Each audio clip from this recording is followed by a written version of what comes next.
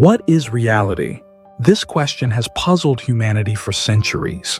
Philosophers, scientists, and thinkers from every age have wrestled with the idea of whether what we experience is truly real. But today, the question has taken on a modern twist. Are we living in a simulation? Could it be that everything we see, hear, and feel is an illusion? A virtual construct generated by some advanced intelligence? It sounds like science fiction, but many serious minds believe it's not just possible. It might be likely. If our reality is a simulation, what does that mean for our existence, our choices, and the meaning of life itself? Let's embark on a journey to explore this question, not just scientifically, but philosophically and existentially.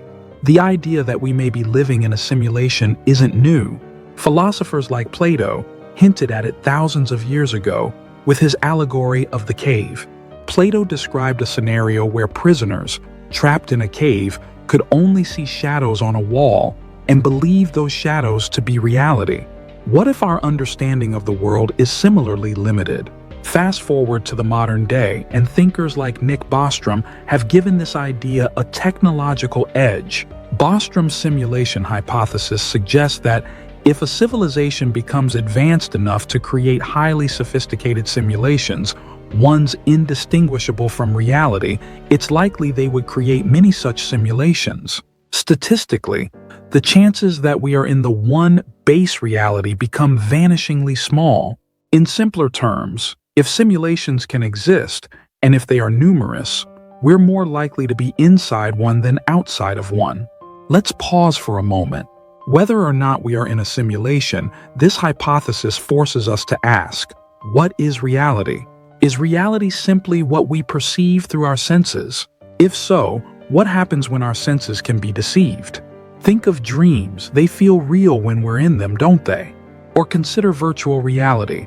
With a headset, you can feel immersed in a completely different world. If our brains can be fooled so easily, can we trust anything we perceive? The philosopher René Descartes famously said, "I think, therefore I am." He argued that the only thing we can be certain of is the existence of our own thoughts. Everything else, our bodies, the world around us, could be an illusion. The simulation hypothesis brings this idea into the digital age. If our minds could be plugged into a program, how would we know? Here's where it gets really interesting. Suppose we are living in a simulation. Does it matter? On one hand, you could argue it doesn't. Whether our experiences are real or simulated, they still feel real to us. Love, joy, pain, and meaning, all of these exist in our subjective experience, regardless of whether the universe is made of atoms or lines of code. But on the other hand, the idea that our reality is artificial can be deeply unsettling. Who created the simulation? Why did they create it? Are we just entertainment for some advanced civilization? Or are we part of a grand experiment?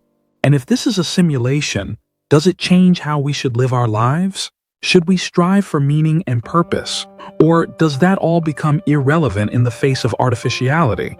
Another profound question arises. If we're in a simulation, do we have free will? Think of a video game. The characters in the game appear to make decisions, but those decisions are ultimately constrained by the rules of the game. Are we any different?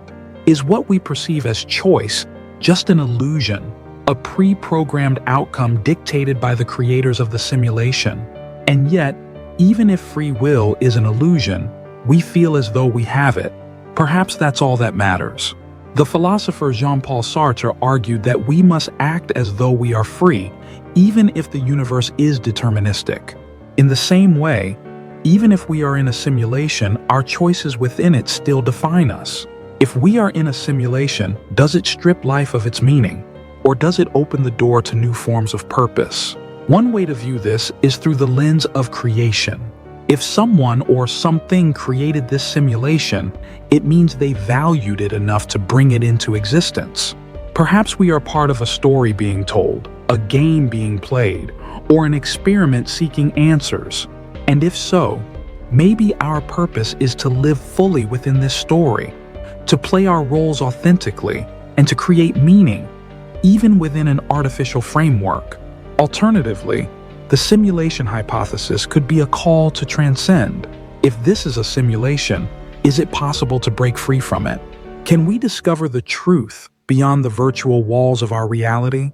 This idea echoes many spiritual traditions, which describe life as an illusion and enlightenment as the path to seeing reality as it truly is. Regardless of whether we are in a simulation or not, the question itself invites us to reflect on the nature of our existence. If reality is an illusion, then every moment becomes even more precious.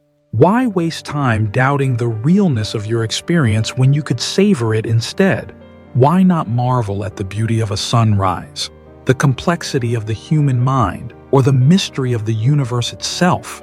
Whether this life is a simulation, a dream, or the base reality, it is your life. It is yours to shape, to live, and to find meaning in. The simulation hypothesis doesn't diminish our humanity, it elevates it. It reminds us that we are explorers, seekers of truth, and creators of meaning. It challenges us to think deeply, question boldly, and live fully. So, are we living in a simulation? The truth is, we may never know. But perhaps the question is more important than the answer. It forces us to confront our assumptions about reality, to question the nature of existence, and to embrace the profound mystery of life itself. And in doing so, it reminds us that whether we are in a simulation or not, our journey through this existence is real to us, and that is what truly matters.